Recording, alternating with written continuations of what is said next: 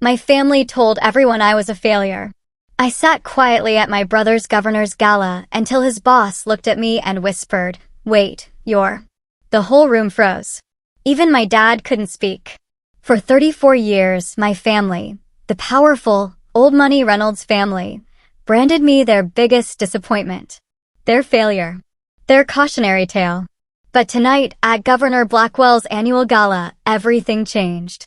Because the governor himself walked up to my table, eyes wide with recognition, and said, "Wait, you're Senator Reynolds?" And across the room, my golden boy brother, Ryan, watched his face drain of all color as years of their betrayal finally collapsed. If you've ever been underestimated by the people who should have believed in you most, trust me, you're going to want to hear this. Growing up in Boston, the name Reynolds opened doors. It meant something. It was on buildings, in society pages. Our family legacy? Banking, business, and keeping up appearances, no matter the cost. My parents, Robert and Elizabeth Reynolds, had very clear expectations: straight A's, Ivy League, a respectable career in finance or law, a good marriage, and never cause controversy. My older brother, Ryan, was their golden child. Handsome, athletic, charming. He just got it.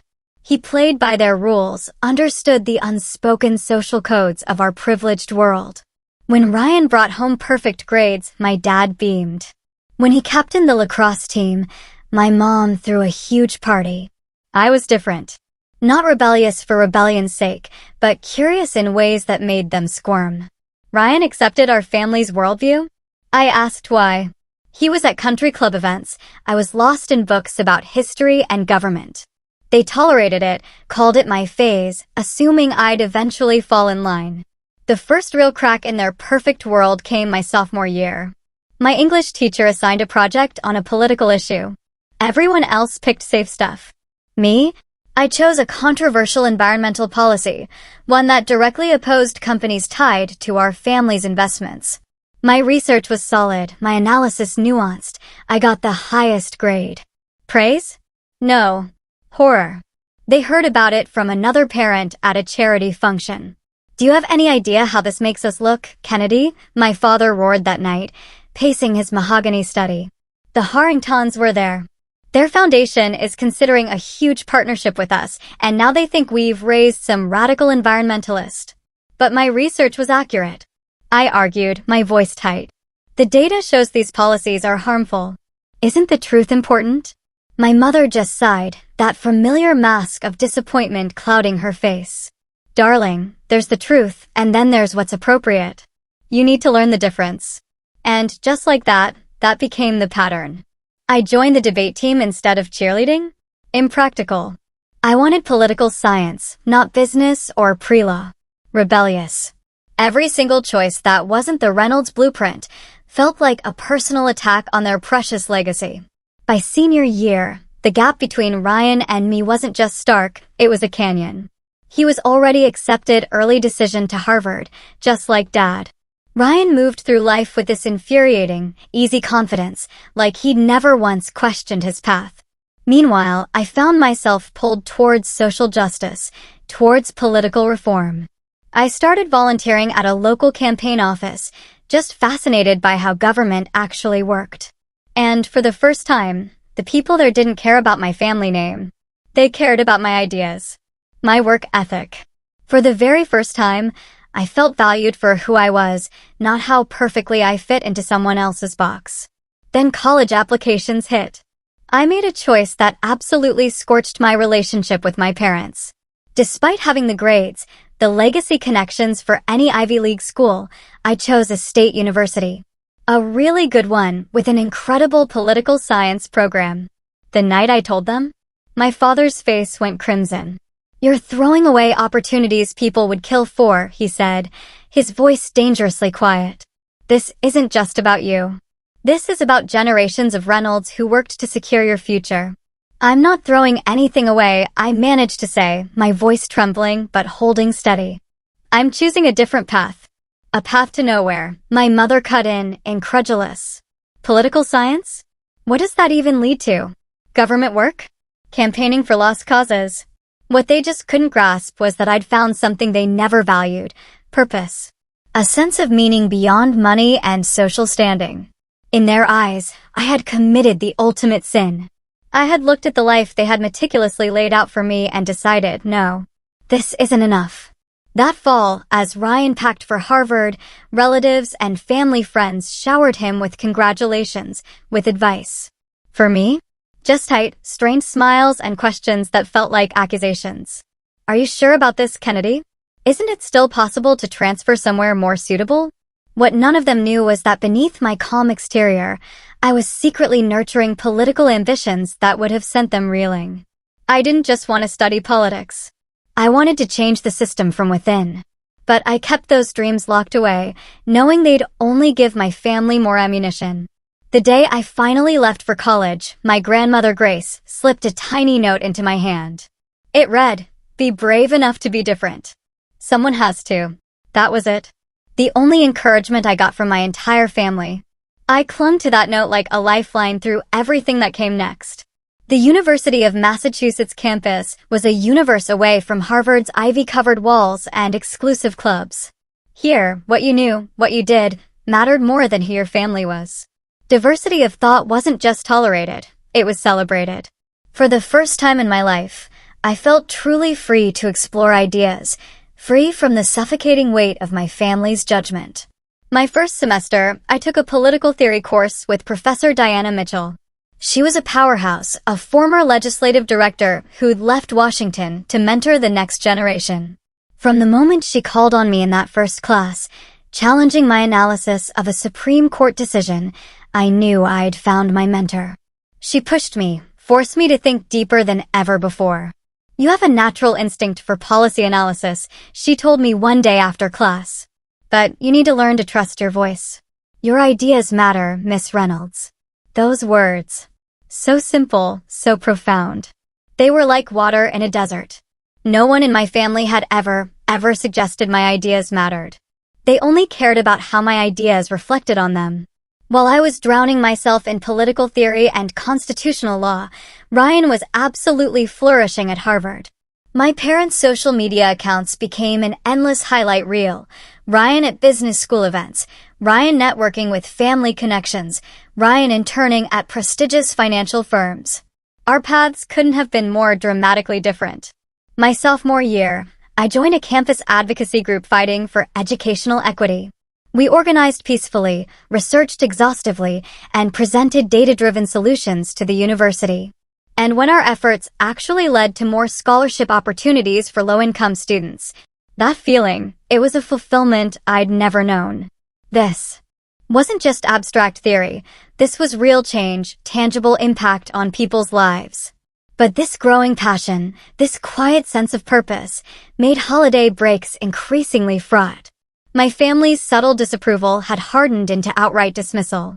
At Thanksgiving of my junior year, Ryan was holding court, telling stories from his summer internship at a top investment bank. My father practically glowed with pride, peppering Ryan with detailed questions about his networking connections. "And what about you, Kennedy?" my Aunt Margaret asked during a lull, almost as an afterthought. "Are you still doing that political thing?" Before I could even open my mouth, my father cut in. "Kennedy's still finding herself," he said, waving a dismissive hand. "Hopefully she'll get serious before graduation." I just stared at my plate, swallowing both my sharp retort and the bitter taste of my hurt. "Actually," I said quietly, "I've been offered a campaign position for Senator Warner this summer." The table went dead silent. My mother finally forced a tight smile. "How interesting. Will it pay well?" "It's about the experience, not the money," I replied. My father scoffed. "Experience doesn't pay student loans, Kennedy. My scholarships cover most of my tuition," I reminded him, even though he knew that perfectly well. "Scholarships that could have gone to someone who actually needed them if you had just accepted Harvard's legacy admission," my mother added, her voice sharp, bringing up that old, raw wound. Ryan, bless him, tried to change the subject, but the damage was done. Again. I was the family disappointment, forever pursuing that political thing instead of a proper career. Professor Mitchell became my lifeline during those years. She saw my fire for progressive politics and connected me to real-world campaign organizing. Under her wing, I volunteered for local candidates, learning the nitty-gritty, unglamorous essentials of political work, phone banking, data analysis, pounding the pavement doing voter outreach. Politics isn't just about grand ideas, she'd tell me. It's about showing up, doing the grinding work, and building genuine relationships with the people you serve. By senior year, my resume of political experience was actually pretty impressive. It culminated in me managing a successful city council campaign for a first-time candidate. So, when I got offered a full-time position with a nonprofit focused on voter education after graduation, it felt like my unconventional path was finally bearing fruit. My family? They saw it very, very differently. I announced my post-graduation plans during Christmas break. My father's response was swift. And it was brutal. "That's enough," he said, slamming his whiskey glass down with a sharp click. "We've indulged this hobby of yours for 4 years, Kennedy. It's time to grow up and get a real job." "This is a real job," I insisted, my voice rising. "Important work that makes a difference." "A difference to whom?" my mother scoffed. "Certainly not to your future, or to this family's reputation." "We've been patient," my father continued, his voice dangerously low. "We've allowed you to attend that school, pursue this interest, but there are limits to our patience. And our support." His meaning became crystal clear the very next morning. They were cutting me off. Completely. No help with an apartment, no family health insurance, nothing. "You're choosing this path," he said, his eyes like ice. "You can deal with the consequences." Ryan was standing in the doorway, watching. His face was a strange mix of sympathy and, I swear, relief that he wasn't the target. In that moment, it hit me, Ryan was just as trapped by their expectations as I'd ever been. He just happened to fit their mold. I left Boston the day after Christmas, practically fleeing back to campus. That night, alone in my dorm room, I made a promise to myself. I would forge my own path, with or without their blessing. I would prove that success wasn't just about money, but about impact. And someday, somehow, they would have to acknowledge that I had been right to follow my conscience. I had no idea then just how dramatically that vindication would arrive. My first apartment after college? A world away from the Reynolds family estate. A 5th-floor walk-up, the heat was always iffy, and I shared a bathroom down the hall. That was all I could swing on my nonprofit salary. Every single month was a financial tightrope walk, student loans, rent, groceries, even the professional clothes I needed for work. Meanwhile, Ryan had graduated with honors and slid right into a 6-figure job at a fancy consulting firm. His Instagram was a constant parade of business class flights, luxury apartments, networking events with Boston's elite. My parents made absolutely sure everyone in their social circle knew about Ryan's meteoric rise. The voter education nonprofit I worked for was constantly broke, but it was vital. We created materials, registered voters in underserved communities, and pushed for young people to get involved. The hours were brutal, the pay was abysmal, but the work? It felt so deeply meaningful, in a way I couldn't even begin to explain to someone who hadn't experienced it. Family gatherings became absolute endurance tests. At my cousin's wedding, I actually overheard my mother explaining my career to a family friend. "Oh, Kennedy's still in her idealistic phase, working for some voter thing. We're hoping she'll come to her senses soon."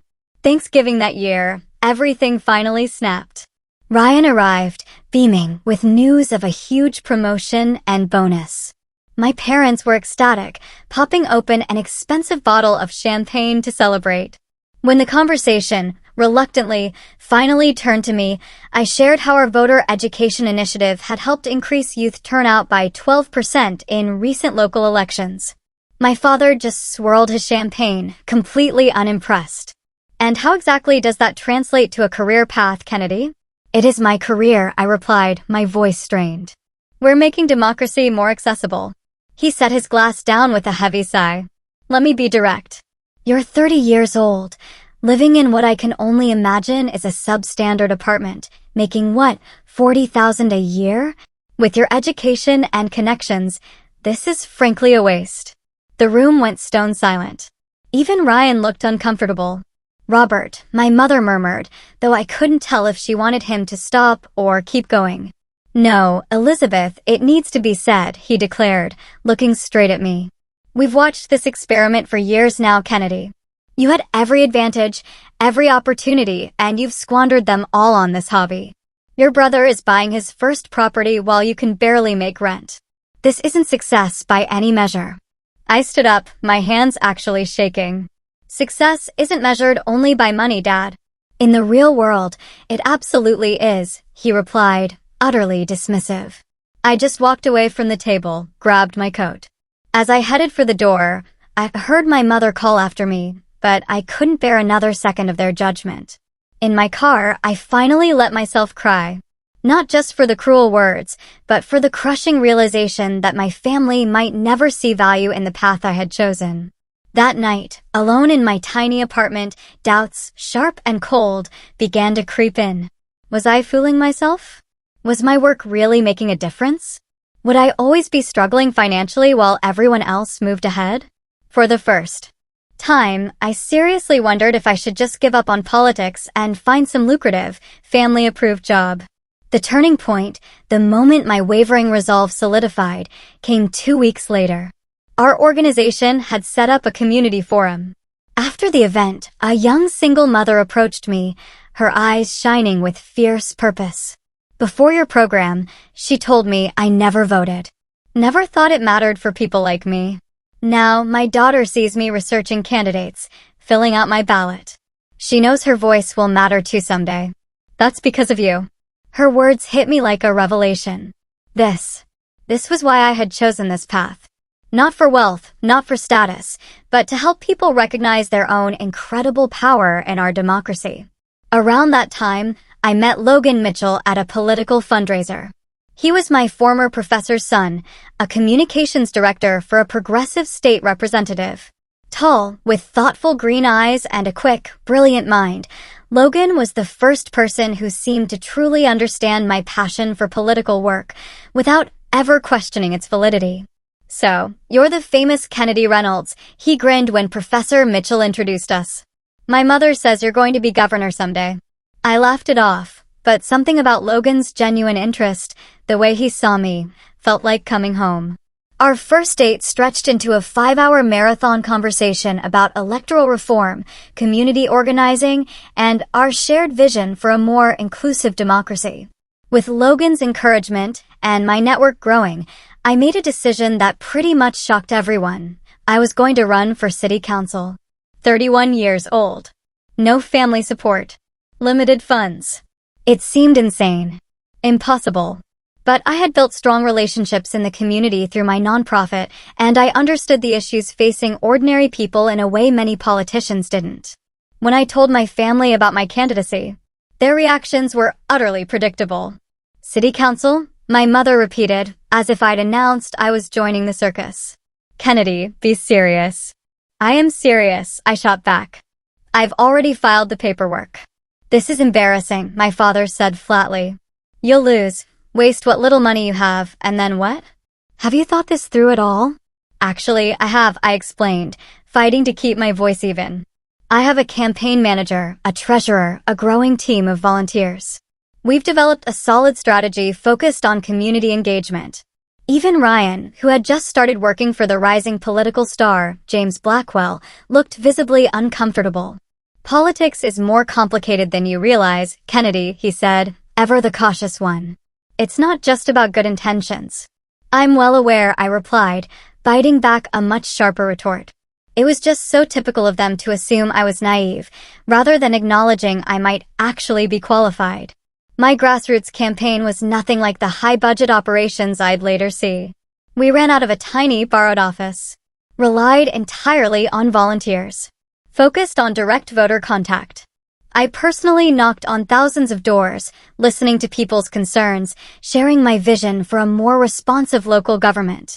Election night, Logan and I gathered with our small team at a neighborhood restaurant. When the results flashed, I'd won. By a narrow margin, but a win nonetheless. The room erupted in cheers. It was a small victory in the grand scheme of politics, but it felt absolutely monumental. My phone? Silent. All night. No congratulations from my family, even though the local paper covered my win. When Ryan finally texted me the next day, it was classic backhanded Ryan. Congrats on the council seat. Small pond, but I guess it's a start. My mother's eventual response was just as qualified. We're surprised by your win. The district must have had a very low threshold for candidates. Their inability, their refusal to acknowledge my legitimate achievement only hardened my resolve. I would prove my worth, not by their measure of success, but by serving the public and improving people's lives. And I would do it without the Reynolds name opening a single door for me. My first term in the state Senate was utterly transformative. Instead of chasing headlines, I focused on the quiet, crucial work of crafting sound legislation. I built a reputation, someone who did her homework, asked tough questions, and could actually work across the aisle to get things done. The local press started calling me the policy wank with a purpose, not the sexiest political brand, I'll admit, but it earned me genuine respect from my colleagues and constituents. I specialized in education, healthcare access, government transparency, areas where my meticulous approach could make real, tangible differences in people's lives. By my third year, I had successfully sponsored 17 bills signed into law. 17. That's highly unusual for a first-term senator, especially from the minority party. My effectiveness started drawing attention from national party leaders looking for fresh talent. Meanwhile, Ryan's star continued its meteoric ascent right alongside Governor Blackwell. My brother had completely embraced his role as the governor's right hand, always in the media, always the picture of polished professionalism. My parents' social media was a constant shrine, photos of Ryan with the governor, their pride practically radiating through the screen. The divide between us? It wasn't just a divide anymore. It had calcified into total estrangement. I only heard about family events through snippets from my grandmother Grace, who somehow managed to stay in touch despite my parents' disapproval. Grace told me their standard response when asked about me was, "Kennedy is pursuing her own path," a phrase designed to sound supportive, but in reality, conveyed absolutely nothing. Logan and I, though, were building our own fulfilling life. We married in a small, intimate ceremony with just close friends and political allies. My grandmother was the only family there. My parents? They sent a curt note declining the invitation, citing prior commitments. It felt like the final door on any hope of reconciliation had slammed shut. Then, a totally unexpected opportunity arose during my fourth year in the state Senate. A U.S. Senate seat opened up in a special election. The senior senator was retiring due to health issues. The timeline was compressed, fast, high stakes, national implications. When party leadership approached me about running, my gut reaction was hesitation. A U.S. Senate campaign would mean intense scrutiny, not just of my political record, but of my personal life, including the family estrangement I'd worked so hard to keep private. "They'll use your family against you," Logan warned during one of our late-night discussions. "They'll find ways to suggest that if your own family doesn't support you, voters shouldn't either." I know, I sighed, staring up at the ceiling of our bedroom. But is that enough reason to step aside? To just let someone else take this opportunity? What made it even more complicated was the political moment itself. Several critical pieces of legislation affecting education funding and healthcare, my core issues, were expected to come before the Senate in the upcoming term. Votes would likely be decided by the narrowest of margins. The chance to influence national policy? It was incredibly compelling. After days of agonizing deliberation, I made my decision. I would run. But with an unusual strategy. I would keep a deliberately low media profile, focusing on substance over personality and direct politics over splashy events. This played to my natural strengths and minimized any opportunities for my family situation to become the story. "It's unconventional," my campaign manager, Andrea Clark, admitted when I outlined the plan. But it just might work. People are tired of political celebrities. They want someone who actually puts in the work. The campaign demanded a level of discipline and focus I'd never known. I buried myself in policy briefings, participated in small community forums instead of huge rallies, and told my team to decline most national media requests. I appeared only in carefully selected local outlets where I could discuss substantive issues without being reduced to family drama. This approach completely baffled my opponents, who were used to candidates desperate for any media exposure. Their confusion turned to genuine concern when internal polling showed my message resonating with voters sick of political theater. Through indirect channels, I learned that Ryan had definitely noticed my campaign. As Governor Blackwell's chief of staff, he held serious influence in state politics. While he made no public statements, I heard from mutual connections that he'd privately expressed dismissive views about my chances. What I didn't know until much later was that my father had actually asked Ryan, during a private dinner, to use his influence with the governor to quietly undermine my campaign. To Ryan's credit, he refused. Not out of loyalty to me, I suspect, but because he saw that such meddling could backfire politically. My parents' attitude towards my Senate run moved beyond simple disapproval to active embarrassment. Through Grace, I heard they started telling friends I had failed at politics and had unrealistic ambitions. It was a blatant fiction, maintained even as national publications were starting to hail me as a rising political talent. This complete denial of reality just reinforced my decision to maintain my distance. I had a job to do in the Senate. Constituents to represent. Policies to shape. The energy I might have wasted trying to win their approval was better directed towards the important work ahead. The irony wasn't lost on me. By rejecting the path my family had chosen, I had achieved a position of influence far beyond anything they could have imagined. Yet, this success only seemed to deepen their resentment rather than earn their respect. As I was sworn into the United States Senate, my hand on the Constitution, pledging to faithfully execute my duties, I thought of my grandmother's words from years earlier, "Be brave enough to be different." Someone has to. In that solemn moment, I silently thanked her. She was the one person in my family who had seen my difference not as a failure, but as my greatest strength. 6 months into my term as U.S. Senator, the work had completely consumed me. In the best possible way. I'd snagged positions on the education and healthcare committees, perfect for my expertise and passion. Washington life was an adjustment, but Logan and I had found our rhythm, splitting time between D.C. and our home state. My approach to the Senate was just like my earlier political work, thorough, substantive, focused on results, not headlines. I worked tirelessly behind the scenes, building bridges with colleagues from both parties, establishing myself as someone who actually did the hard homework on complex issues.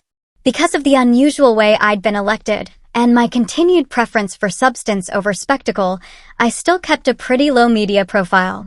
I participated in committee hearings, floor debates, constituent meetings, but I steered clear of the cable news circuit and talk shows that ate up so much of my colleagues' time. This strategy had an unexpected perk. Outside of political circles and my home state, I wasn't instantly recognizable. I could often move through public spaces without the constant scrutiny many elected officials faced. A small luxury in the fishbowl of Washington. Then, on a Tuesday morning in June, the invitation arrived. Cream-colored cardstock, elegant, embossed lettering. Governor James Blackwell requests the honor of your presence at the annual Governor's Gala benefiting the Children's Education Foundation. No personal note. Just a formal invitation, probably sent to hundreds of political and business leaders.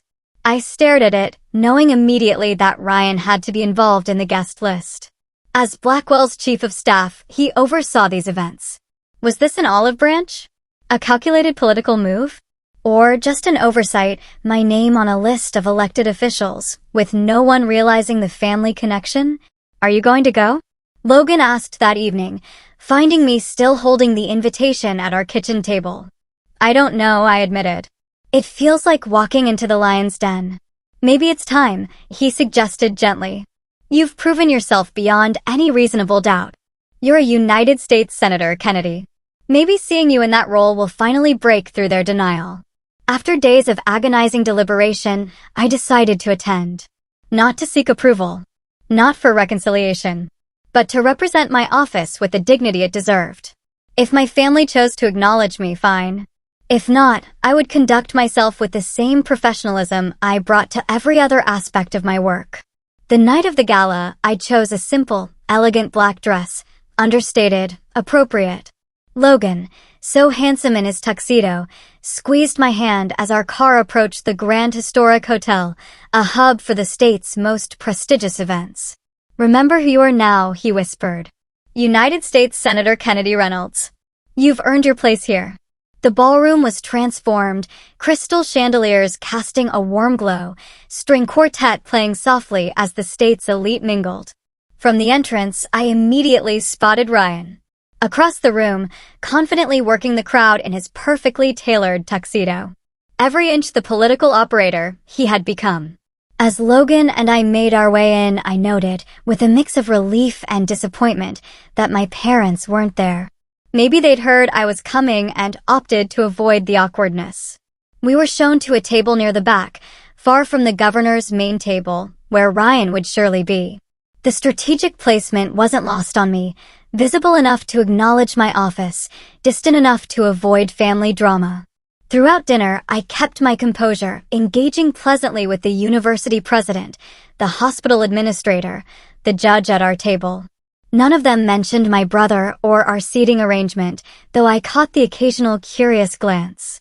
From across the room, I watched Ryan in his element, leaning in to whisper to Governor Blackwell, laughing at the right moments. The perfect lieutenant. He hadn't once looked my way, though I knew he was aware I was there. Between the main course and dessert, I excused myself to the ladies' room. As I walked through the ballroom, snippets of conversation drifted my way, making my stomach clench. "That's the Reynolds girl, isn't it? The one who?" The words faded as I passed. "I heard from Elizabeth that she's never quite found her way. Such a shame with their family connections. Ryan is the successful one, on track to run for office himself in a few years from what I hear." By the time I returned to the table, my confidence was completely rattled. Despite everything I'd accomplished here in my home state, in these circles, I was still just defined by my family's narrative. The failed Reynolds. The disappointment. The cautionary tale. After dessert, Governor Blackwell took the podium. I half listened to his remarks about education. My thoughts were still tangled in those overheard whispers. I barely registered him announcing he'd be circulating to thank key supporters personally. Lost in thought, I didn't immediately notice a hush falling over our corner of the ballroom. Then I looked up. Governor Blackwell himself, approaching our table, flanked by aides and security. Ryan trailed slightly behind him, focused on a notepad rather than the room. The governor stopped right at our table, his eyebrows raising as he focused on me. For a fleeting second, confusion crossed his face, before recognition slammed into his eyes. "Wait, you're Senator Reynolds?" he asked, his voice low but clearly surprised. The entire table went silent. Behind him, Ryan's head snapped up. His face strained of all color as he realized what was happening. I stood, extending my hand professionally. "Yes, Governor. It's a pleasure to finally meet you in person. Thank you for including me this evening."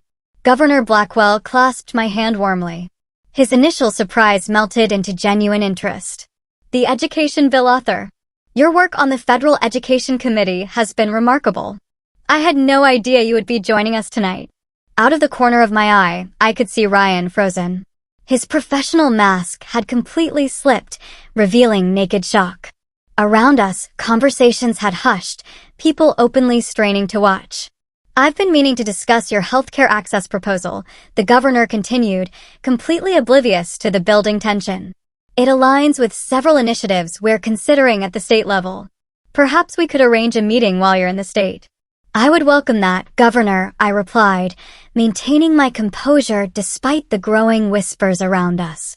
It was then that Governor Blackwell glanced back at Ryan. Ryan had finally approached, his face now composed, but still noticeably pale. "Ryan, why didn't you mention that Senator Reynolds would be attending tonight? We could have arranged a proper welcome." A flash of something, was it panic? Embarrassment? Crossed my brother's face before he recovered. "An oversight on my part, Governor. My apologies." The governor turned back to me, his brow furrowing slightly. Reynolds, is there a relation? The surname isn't that common. Before I could respond, Ryan stepped forward. Senator Reynolds is my sister, Governor. Governor Blackwell's surprise was palpable. Your sister? I had no idea you had a sister in the Senate. He looked between us, clearly reevaluating his entire understanding. Why haven't you ever mentioned this? The moment hung suspended. The tables nearby were now openly watching the drama unfold. Ryan's career, built partly on our family connections and reputation, suddenly faced a very public, very complicated revelation. Family and politics can be complex, Governor, Ryan offered weakly. Indeed they can, I interjected smoothly, saving him from further explanation. But ultimately, we all serve the public in our own ways. Governor Blackwell, a politician through and through, quickly sensed the deeper currents and pivoted beautifully. Well, this is a delightful discovery. We must have you both at the mansion soon. A family of public servants. Quite remarkable. As the governor moved on to the next table, Ryan and I were left in an awkward tableau. Years of estrangement condensed into one public, undeniable moment. Kennedy, he began, his voice barely a whisper. I didn't know you would be here. Clearly, I replied, keeping my tone neutral. Though as a U.S. senator from this state, it would be unusual to exclude me from the invitation list. That's not what I meant, he said, discomfort radiating from him. We should talk. Not here, but soon. Should we? I asked, meeting his gaze directly. After years of silence? After our parents have actively misrepresented my career to everyone in their circle? What exactly should we talk about, Ryan? Around us, the room had started to buzz again, though I noticed several people openly watching our interaction, barely disguised interest in their eyes. Ryan glanced around, acutely aware of the attention. This isn't the place. But yes, we should talk. Things are complicated. They always have been, I replied. But they're also very simple. I chose a different path than the one laid out for me. That shouldn't have made me a family pariah. Before he could respond, Logan gently touched my arm. The governor's wife is trying to get your attention, Kennedy. Indeed, across the room, the First Lady was gesturing for me to join her group. The sudden revelation of my identity had clearly altered my status at the event. Well, I told Ryan, straightening my shoulders, we'll continue this another time. I have people to meet. As I walked away, head held high, I felt an immense weight lift. The burden of hiding, of being diminished, of internalizing my family's narrative about my life.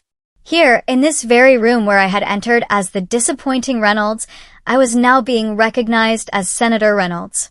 Respected for my own accomplishments, not measured against some outdated family expectation. The rest of the evening passed in a blur of introductions and conversations. Political leaders who had barely acknowledged my arrival now sought me out. Business executives expressed keen interest in my committee work. Through it all, I maintained my professional demeanor, neither gloating over the revelation nor appearing affected by the years of family rejection it had exposed.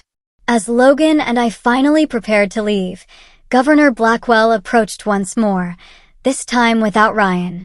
Senator Reynolds, he said quietly, I hope you'll forgive my ignorance earlier.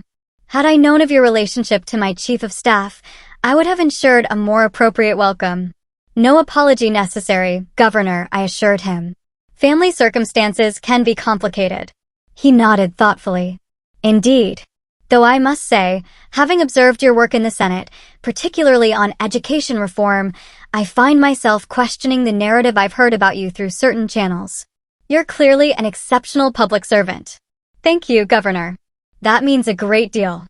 As our car pulled away from the venue, Logan took my hand. You handled that with incredible grace. I've had years of practice, I replied, looking back at the illuminated hotel. But something feels different now. Like the truth has finally broken through. The truth was always there, Logan said gently. But now others can see it too. In that moment, I realized that while full reconciliation with my family remained uncertain, I had achieved something perhaps even more valuable. I had reclaimed my own narrative. No longer would I be defined by what the Reynolds family said about me. I had written my own story, and now that story stood on its own merits for all to see. The shockwaves from that gala rippled far beyond a single evening. By the next morning, state political blogs were buzzing about the Reynolds siblings reunion, full of speculation about our family drama. The public narrative quickly flipped from wondering why I'd been excluded to marveling at how my achievements had been so consistently downplayed. 3 days later, my office phone rang. It was a number I instantly recognized, but hadn't seen in years, my father's private line. "Kennedy," he began, no preamble, just straight to it. "I understand you attended the governor's gala." "I did," I replied, keeping my tone carefully neutral, as would be expected for a senator from the state. There was a long pause, the silence heavy with unspoken history. "Your mother and I have been discussing recent developments," he continued. "We feel it might be appropriate to have dinner while you're in the state. To clear the air." The careful phrasing wasn't lost on me. Not an apology. Not an admission of wrong. Just an acknowledgement that circumstances had shifted. My new position meant I was someone they simply couldn't dismiss or ignore anymore. "I appreciate the invitation," I said, equally carefully. "But I think before any family dinner, we need to have an honest conversation about the past several years." "The past is the past, Kennedy," my father replied, a hint of irritation in his voice at my lack of immediate agreement. "Looking backwards serves no productive purpose." "I disagree," I said firmly. "You and Mom have actively misrepresented my career and my life choices to your social circle for years. You've portrayed me as a failure when I've been succeeding on my own terms. That needs to be acknowledged before we can move forward." Another long silence stretched between us. "Perhaps we've had different perspectives on your choices," he finally offered. "It's not about perspectives, Dad. It's about respect.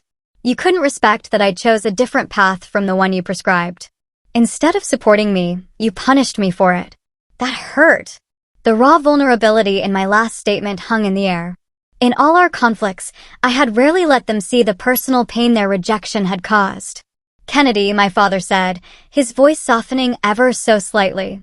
"Family is complicated. Perhaps we could start fresh. Your position in the Senate is impressive. We can build from there." It was a qualified acknowledgement, so typically him.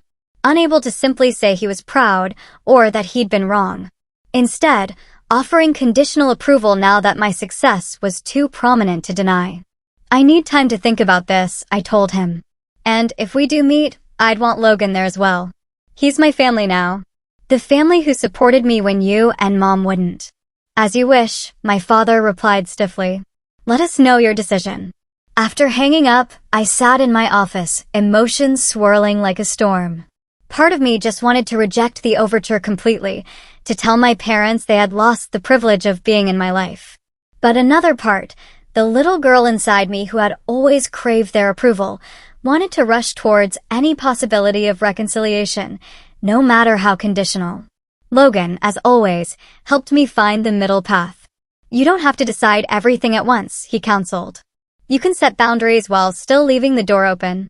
2 weeks later, I met my parents at a private dining room in a discreet restaurant. Logan sat beside me, his quiet strength bolstering my resolve. The conversation was strained, formal, focusing mostly on surface-level topics, my committee assignments, Logan's work, our DC apartment renovations. When my mother finally, indirectly, broached the subject of our estrangement, her approach was exactly what I expected. "We may not have always understood your choices, Kennedy, but we never stopped caring." "Caring isn't the same as respecting," I replied, my voice even. "You didn't just not understand my choices. You actively denigrated them. You told people I had failed when I was succeeding. That goes beyond misunderstanding." My father shifted uncomfortably. "Perhaps we were hasty in our judgments." It was the closest thing to an apology I was ever likely to get. Not we were wrong, but we were hasty, maintaining plausible deniability while offering a minimal concession. "Moving forward," I said carefully, looking between them. "I need honesty. If you want to be part of my life, you need to respect the life I've built. My career, my marriage, my choices. I won't accept anything less." The dinner ended with tentative plans for future contact, but no real resolution. As we left, my mother embraced me stiffly, whispering, "We are proud of you, Kennedy." In our way. Those qualified words perfectly encapsulated our relationship. Acknowledgement wrapped in conditions. Acceptance limited by their rigid way of seeing the world. Ryan, though, proved more complicated. A week after the gala, he requested a private meeting at a coffee shop near my district office. When I arrived, he looked different. Less polished, more human, with shadows under his eyes suggesting sleepless nights. "I owe you an apology," he said after we settled with our coffees. "Not just for the gala, but for years of complicity." His directness actually surprised me. "Complicity in the family narrative about you," he clarified. "I knew it wasn't accurate. I knew you were succeeding, making a real difference. But I never corrected them, never stood up for you." "Why didn't you?" I asked. The question that had haunted me for years, finally spoken aloud. Ryan stared into his coffee. "It was easier not to. As long as you were the disappointment, I didn't have to question my own choices. I could be the success story without examining whether I was actually happy with the path I'd taken." "And are you happy?" His hesitation told me everything I needed to know. "I'm successful by their measure," he finally said. "But watching you forge your own path, standing on your principles, even when it cost you family support, it's made me question things." Our conversation that day didn't immediately mend years of distance, but it opened a door. Unlike our parents, Ryan seemed genuinely interested in a relationship based on honesty, not appearances. Over the following months, we started exchanging occasional texts and calls, slowly, carefully rebuilding a connection separate from our parents' influence. The most unexpected reconciliation, though, came from my grandmother, Grace. After the gala revelation, she called me with an astonishing confession. She had been following my career closely all along, saving news articles about my legislative achievements, even watching committee hearings online. "I always believed in you," she told me during a private lunch at her assisted living facility. "But I was a coward. I should have defended you more openly to your parents." "Grace," I reminded her gently, "you were the only one who showed any support at all." That meant everything to me. Grace took my hand, her paper-thin skin cool against mine. "I want you to know something. Your grandfather, my husband, he was like you. Questioned everything. Wanted to make a difference rather than just accumulate wealth. Your father rejected that side of himself to please his own father. When he saw it in you, so strong and undeniable, I think it frightened him. Reminded him of the path not taken. This revelation illuminated my family dynamics in a completely new light. Maybe my father's rejection wasn't just about my choices, but about what those choices reflected back to him about his own unlived life. As my first term in the Senate progressed, I channeled these personal insights into my legislative work. I became a leading voice on bills supporting family mental health resources and programs to help first-generation college students navigate systems their families couldn't guide them through. My personal experience of forging a path without family support gave me a unique perspective on the challenges faced by those without built-in advantages. Logan and I began having serious conversations about starting our own family. The prospect of parenthood raised inevitable questions about what kind of family culture we wanted to create. "I know exactly what I don't want," I told Logan one night as we talked about it. "I never want our child to feel that our love is conditional on them following a prescribed path." "We'll make mistakes," Logan reminded me. "All parents do. But we'll make different ones than your parents made." The journey towards creating our own family coincided with a gradual, cautious reconnection with my parents and Ryan. Holiday gatherings remained a little strained, yes, but there was genuine effort on all sides. My mother started asking about my legislative priorities. My father, in his own awkward way, even began occasionally forwarding articles about my work with brief notes of approval. On my 40th birthday, my parents hosted a small dinner at their home. The first such invitation I'd received in over a decade.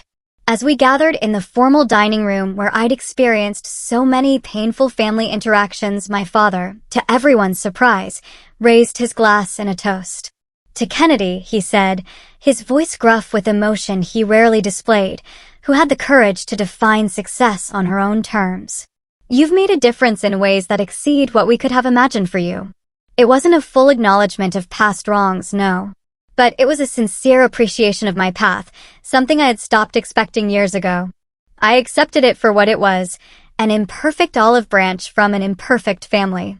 Looking around that table, at my parents trying, in their limited way, to bridge the gulf between us, at Ryan, with his newfound willingness to question the family script, at Logan, who had shown me what unconditional support truly meant. I realized that all relationships exist on a spectrum.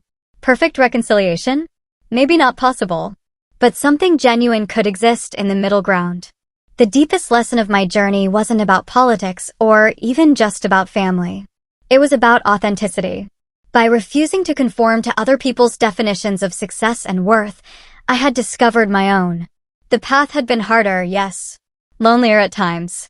But ultimately, it led to a life aligned with my values, not someone else's expectations. As I look back now, I see it clearly. Being underestimated was indeed my greatest strength. It forced me to rely on my own judgment, to build resilience, to find value in myself rather than in others' approval. Those qualities served me well, not just in politics, but in the more fundamental human challenge of living an authentic life. I often wonder, have you ever been underestimated or dismissed by those whose approval you sought? How did it shape you? Did it break you down or build you up? Sometimes, our greatest strengths emerge from our deepest wounds, if we're brave enough to forge our own path through the pain. Thank you for staying with me through this story. If it resonated with you, please consider sharing it with others who might need to hear that being underestimated can become their superpower too. We all have stories of family expectations. Sometimes, sharing them is the first step toward healing. Until next time, remember that true success isn't measured by others' standards, but by the courage to live authentically, according to your own truth.